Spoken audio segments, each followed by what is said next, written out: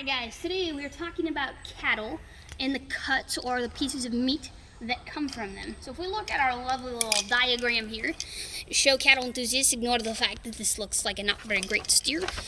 We're just talking about meat products at this point today. So we have lovely Black Betty, our fabulous helper here today to allow us to draw these parts out so we can actually see them.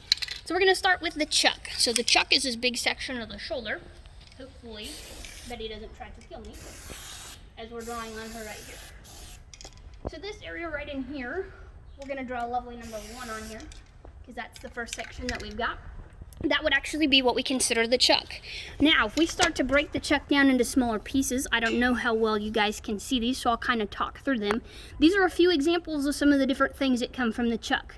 So we've got our arm roast or arm chuck roast, cross chuck roast, our arm chuck steak, shoulder roast, blade chuck roast, shoulder steak, blade chuck steak, ranch steak, our 7-bone chuck roast, our flat iron, our chuck center roast, top blade steak, Denver steak, shoulder petite tender, our chuck eye roast, our shoulder petite tender medallions, our chuck eye steak, our short ribs, and our country style ribs all come from the chuck. And of course, you can just say it's a basic beef roast. Would also be another thing that would come from there. So those are a few examples of some of the different things that we get from the chuck. The next thing we'll focus on is our rib. So if we look on the animal, it sits directly behind the chuck. So in this case, the rib is going to be right in here, or where we just drew this lovely number 2 on Black Betty.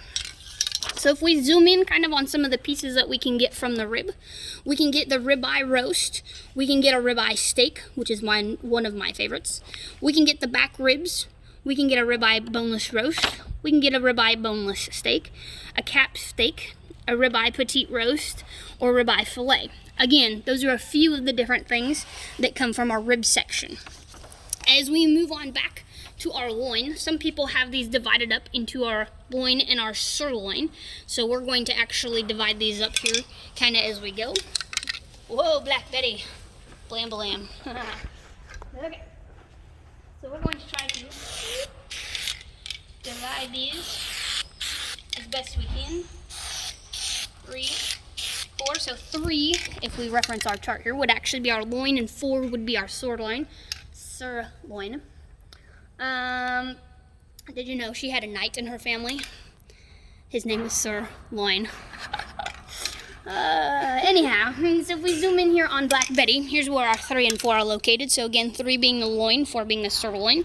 If we happen to zoom back to our chart here, whoa, Black Betty, we're looking at number 3, the loin. Whoop, there she goes.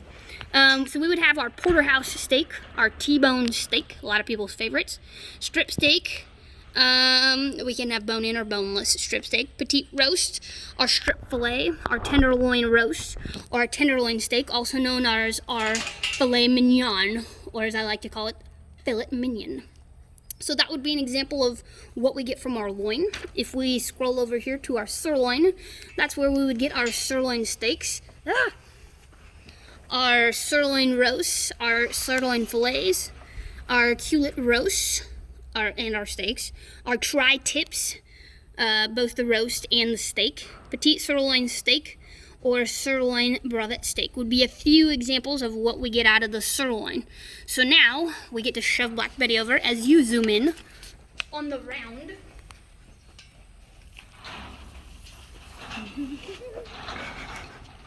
Technical difficulties.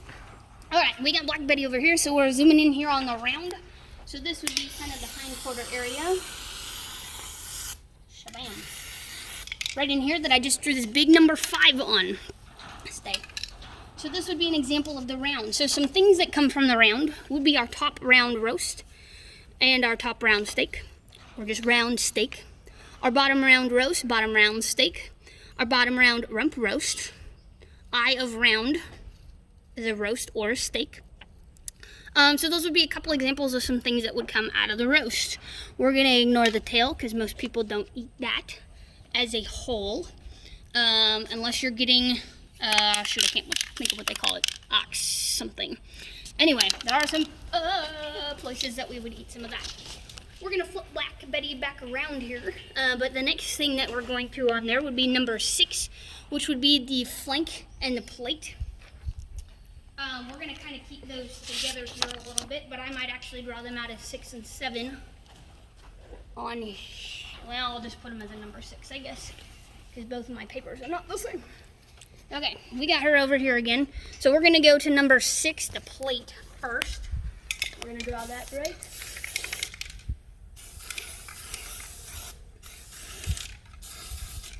So we're gonna call this 6, the plate.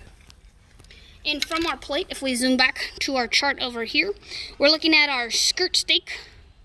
Oh. Yeah, here we go. See, they have them together here. So we're also gonna do number 7 right in here. So together, the plate and the flank. We've got our skirt stake, our flank stake, and our short ribs. So that all kind of comes from right in this area, right down here. And then if we move into our next section, we've got the brisket, which would be, if we come around this way, maybe. We're just going to kind of color this in to make it easier to see.